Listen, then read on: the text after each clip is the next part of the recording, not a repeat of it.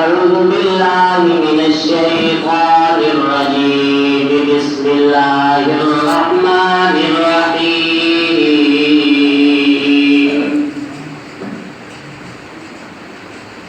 إلا تنصروه فقد نصره الله إذ أخرجه الذين كفروه ثاني اثنين إذ أخرجه الذين كفروه ثاني اثنين إذ هما في الغار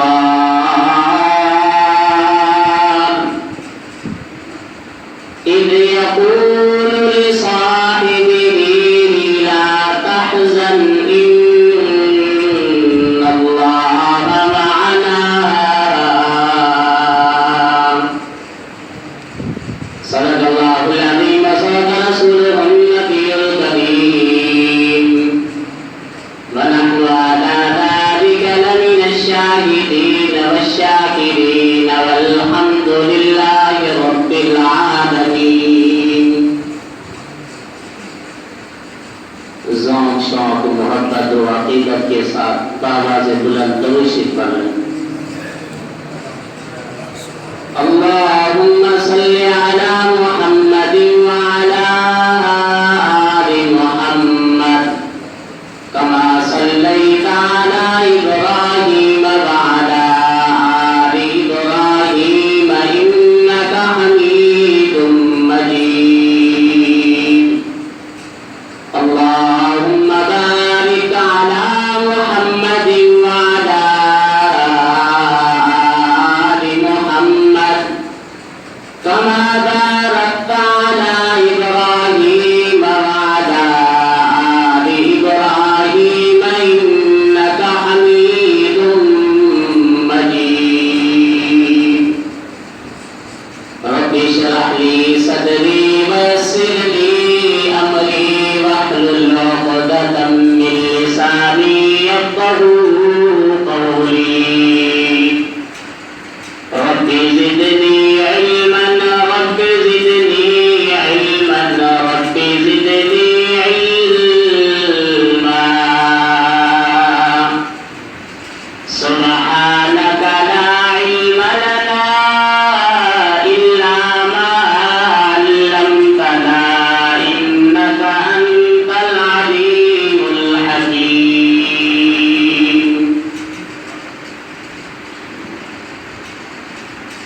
میرے انتہائی واجب الاحترام قابل عزت احترام، میں نے آپ حضرات کے سامنے قرآن مجید فرقان حمید اللہ کی نعرہ کتاب میں سے یہ قرآن اتارو تھا.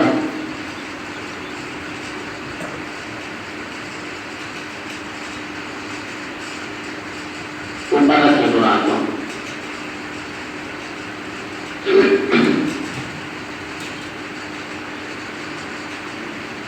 اللہ کی لعنت کتاب میں سے آیت کا ایک حصہ تلاوت کیا ہے. دعا ہے اللہ رب العزت سے مجھے کما حق وہ بیان کرنے کی توفیق عطا فرمائے.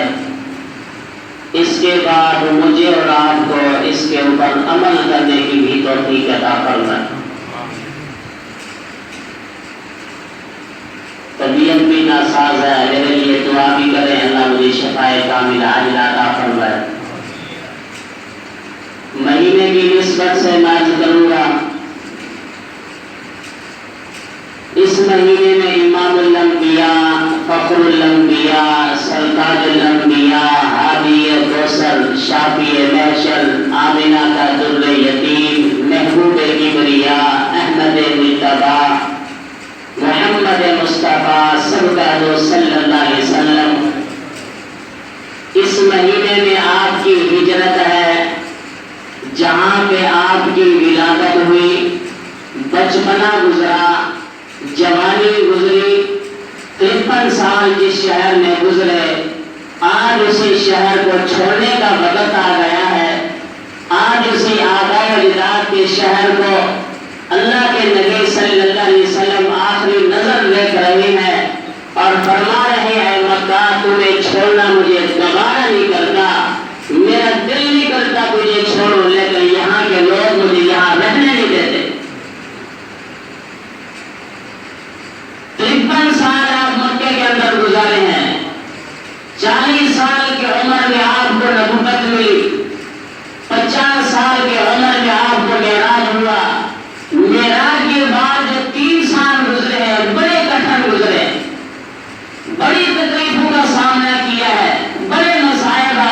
اللہ کے نبی صلی اللہ علیہ وسلم پر بھی اور صحابہ کرام پر بھی کسی صحابی کی آنکھیں نکال دی گئی، کسی کے 2 ٹکڑے کر دیے گئے جسم کے، کسی کے راستے میں کانٹے بچھائے جاتے، کسی کی گردن میں کپڑا ڈال کے گھسیٹا جاتا، کسی کے بچوں کو بھی چھلکا کر پتھروں کی برسات کی جاتی تھی۔ حضرت بلال رضی اللہ تعالیٰ عنہ فرماتے میں نے آقا نامدار صلی اللہ علیہ وسلم کو دیکھا نہیں تھا، میں ایک غلام تھا، اپنے مالک کا غلام تھا، میرا مالک مجھ سے اتنا کام کرواتا تھا، میرے طاقت سے بھی زیادہ کام کرواتا تھا۔ ایک وقت ایسا آیا کام کرتے کرتے میرے ہاتھوں میں چھالے پڑ گئے، دونوں ہاتھ چھالوں سے بھرے ہوئے ہیں۔ رات کا وقت ہے، سردی کا موسم ہے، میرے مالک نے مجھے اتنا سامان دیا کہ ساری رات بھی اٹھ کر میں وہ کام کروں تو وہ کام مکمل نہیں ہوگا۔ رات کا وقت بھی گئے، سردی کی رات بھی گئے، جسم کے اوپر کپڑا بھی نہیں ہے، ہاتھوں میں چھالے بھی ہیں، کتنی تکلیفیں جمع ہو گئی۔ حضرت بلال رضی اللہ تعالیٰ عنہ فرماتے تھوڑی دیر گزری، دروازہ کھٹکھٹا، میں نے کہا دروازہ کھلا ہے، آنے والا اندر آ جا۔ اللہ اکبر، دیکھا میں نے ایسے شخص کو دیکھا، ایسا میں نے چہرہ دیکھا جس چہرے کا چودھری کا چھان بھی مقابلہ نہیں کر سکتا۔ آج بھی زبان خاموش نہ رہے، جو محمد عربی صلی اللہ علیہ وسلم اور صحابہ کے ساتھ محبت کرتے ہیں، ہر لفظ میں ان کی سبحان اللہ نکلنی چاہیے۔ حضرت بلال رضی اللہ تعالیٰ عنہ فرماتے ہیں اور وہ شخص وہ حسین و جمیل جوان میرے قریب آ کے مجھ سے خیریت پوچھتا ہے، میں نے کڑوے الفاظوں میں یہ کہہ دیا، تو کون ہے مجھ سے پوچھنے والا؟ مجھ سے پوچھنے والے بہت ہیں لیکن خیر خیر کوئی نہیں کرتا میرے ساتھ۔ حضرت بلال رضی اللہ تعالیٰ عنہ فرماتے ہیں یہ بات کرنے کی دیر تھی، وہی جوان پیچھے پلٹا، پیچھے کی طرف منہ کیا، وہ واپس جانے لگا۔ حضرت بلال رضی اللہ تعالیٰ عنہ فرماتے میرے دل میں جو امید کی کرن جاگی تھی، ایک انگاری اٹھی تھی امید کی، آج مجھ سے کوئی پوچھنے والا آ گیا۔ اب اس جوان کے پلٹنے سے، اس جوان کی جانے سے وہ میری دل کی امید بھی ختم ہو گئی۔ حضرت بلال رضی اللہ تعالیٰ عنہ فرماتے ہیں تھوڑی دیر گزری، پھر وہی شخص آ گیا، ایک ہاتھ میں کھجورے لیے آئے ہیں، دوسرے ہاتھ میں تیل، دوسرے ہاتھ میں دودھ کا گلاس لایا اور مجھ سے کہنے لگا بلال، او بلال یہ کھجورے بھی کھا، یہ دودھ کا گلاس بھی پی اور اس کے بعد تو آرام کر جا، سو جا۔ بلال رضی اللہ تعالیٰ عنہ فرماتے اللہ والے، میں ساری رات اٹھ کر کام کر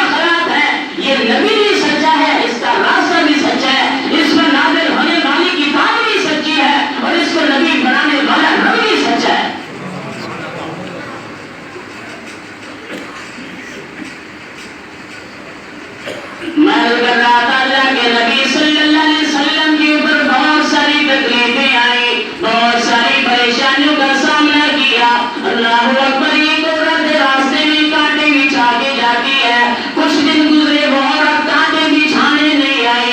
ارے نبی کے اخلاق کو دیکھو، نبی کے اخلاق صرف سننے سنانے کے لیے نہیں، نبی کے اخلاق اپنانے کے لیے ہے.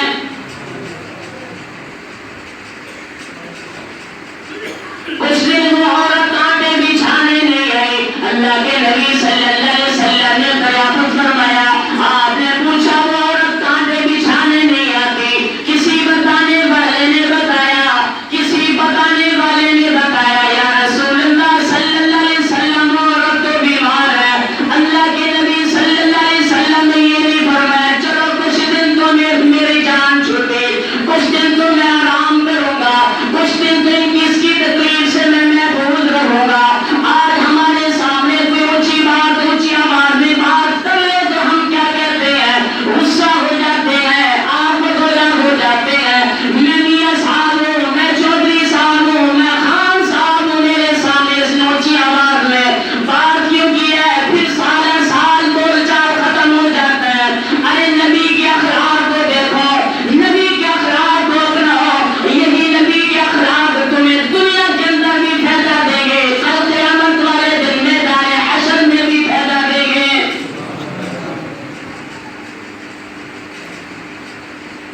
محبوب صلی اللہ علیہ وسلم اس عورت کے گھر میں اس کی عیادت کرنے چلے گئے. جو عورت کانے بچھا رہی ہے، جو عورت تکلیفیں دے رہی ہے، اظہار دینا چاہتی ہے، اس کے گھر میں آپ کی عیادت کے لیے چلے گئے.